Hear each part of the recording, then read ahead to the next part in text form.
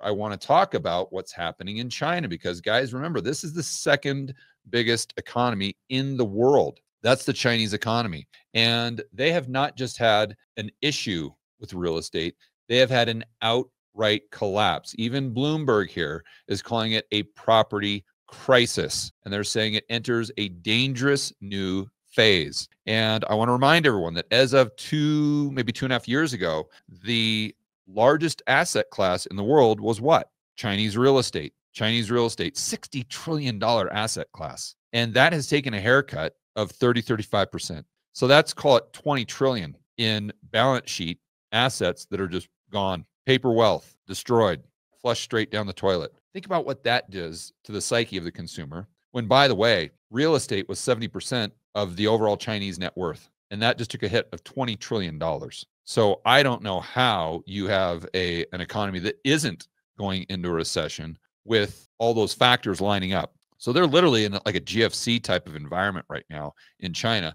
But as Bloomberg points out, we haven't seen the light at the end of the tunnel yet. It's continuing to get worse. So risks grow as authorities are forced into a first mainland rescue. An iconic Hong Kong developer, New World's bonds sink. Oh, wow. So I didn't even read this article, guys. I'm reading it for the first time right now. Wow. So now they're looking at a bailout of a Hong Kong developer. Geez, you have to ask yourself what that does to the potential peg there with the dollar and the Hong Kong dollar. I mean, that was Kyle Bass. So he may have been early, but this may come to fruition. That's the first thing I think about whenever I hear Hong Kong real estate developer crash, Hong Kong real estate going down.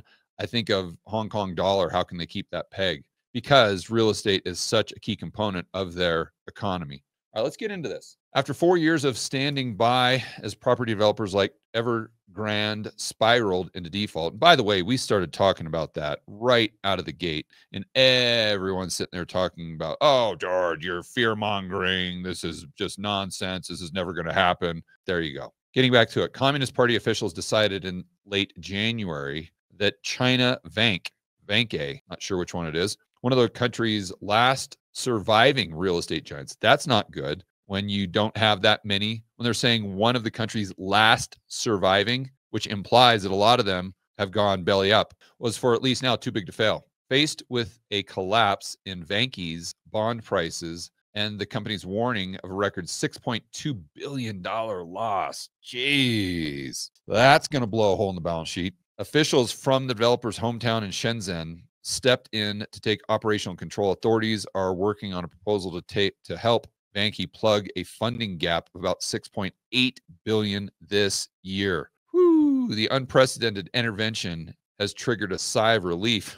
Yeah, a sigh of relief. I mean, I guess, but it should also. I mean, once you take that deep breath, you've got to ask yourself, okay, what other can of worms is this going to lead to? Like, obviously, this wasn't on the bingo card for a Hong Kong developer to have a $6.8 billion loss. So what is that telling us about the other developers that have survived up until this point? And what does this tell us about the future of the economy? I mean, this is a big deal. This is a really big deal. The unprecedented intervention, yeah, right, triggers a sigh of relief. But I would assume that's going to lead to more questions than the answers we have as of right now. Signs of trouble are popping up everywhere. A brief revival in home sales has fizzled despite multiple rounds of stimulus.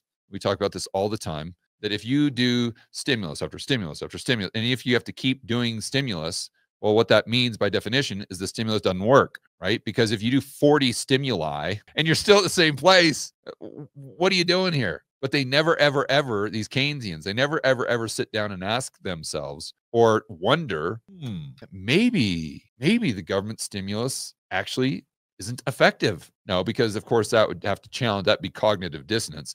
That would challenge your entire worldview. And they don't want to do that, right? The Paul Krugmans of the world. No. You'd have to give back that.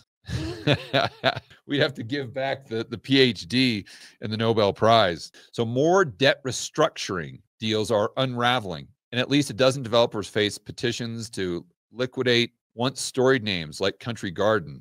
Yeah, we've talked about them a lot. The pain is also spreading to Hong Kong and Chinese home buyers as tourists pull back. I mean, this is the domino effect, right? New World Development, a real estate giant controlled by one of the financial hub's richest families, is racing to sell assets and mortgage some of the marquee properties as losses mount. It all points to more risks for Chinese economy already grappling with tepid consumer spending.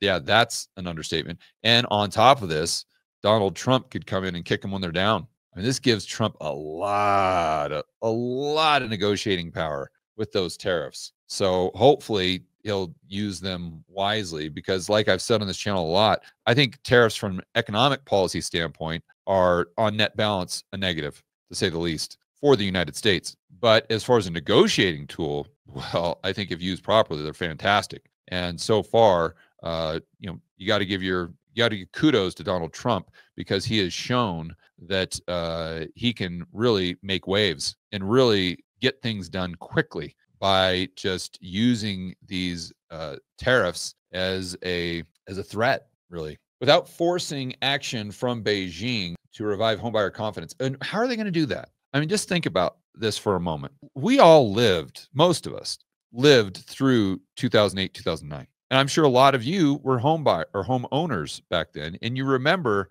how terrifying it was. And that might even be understating it. So think about if we were in 2009, 2008, or excuse me, 2009, 2010, what could the US government have done back then to get the average Joe and Jane to go out there and buy a house? I mean, what could they have done that they didn't do, right? They dropped rates down to zero. They did QE. They bailed out the banks. They took all these toxic sludge mortgage-backed securities off their balance sheets so they could continue to lend. They bailed out Fannie and Freddie. Then they did the FHA stuff, where I believe you had these options for like zero down payment or maybe 1%, 2% down payment.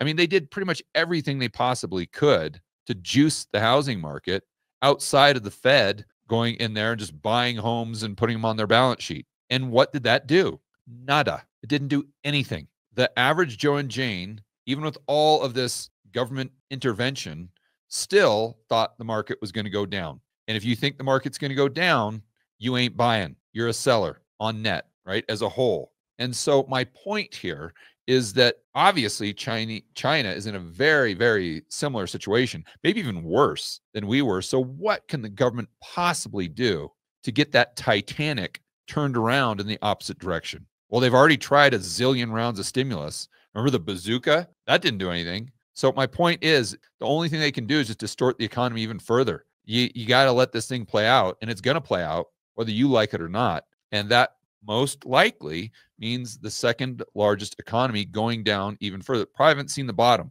Now, that doesn't mean that the stock market goes down, because remember, these two are completely separate things, just like in the United States. But as far as the real estate market, as far as the real economy goes, I don't think you've hit a bottom here in China. Yeah, they show the home prices going down. I mean, they've been going down, and pretty soon this gets into the psyche of the average, not the average Joe, but the average Cho. That's what I was doing the whiteboard videos. So it's not the average Joe, it's his Chinese cousin. Aha, you get it? The average Cho. But the average Cho is over there looking at this, and he has recency bias. So he's like, hell no, I'm not buying a property. Properties just go down in price. Everybody knows that, because this is exactly what has happened over the last 3 or 4 years. Then they talk about Beijing's solution to the crisis, quote unquote, which we know won't work, because it's just doing the exact same thing over and over and over again and somehow expecting different results. The definition of insanity. And they just keep going through here and talking about different things that they could do to stop the bleeding. And at the end of the day, guys, sorry, you're just going to have to take the medicine. I mean, that's the way it works. There is no free lunch here. And when you overbuild like this just to juice the economy artificially, at a certain point, the free market takes over and rubber meets the road. Hey guys, I'd like to personally invite each and every one of you to attend this year's Rebel Capitalist Live. This is the incredible conference I put on annually that helps you build a bulletproof portfolio. It helps you increase your personal freedom and liberty, and also it helps you increase the size of your network.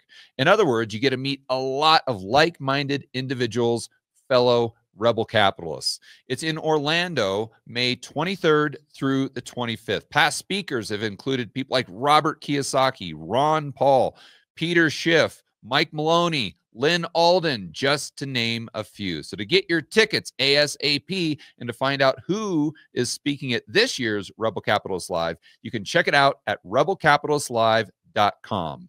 And just a little quick insider information, if you get your tickets sooner than later, you can get a discount, because as we get closer and closer to the event, the tickets go up in price. So don't wait. Go to rebelcapitalistlive.com right now and get your tickets, and I will see you in Orlando, May 23rd through the 25th.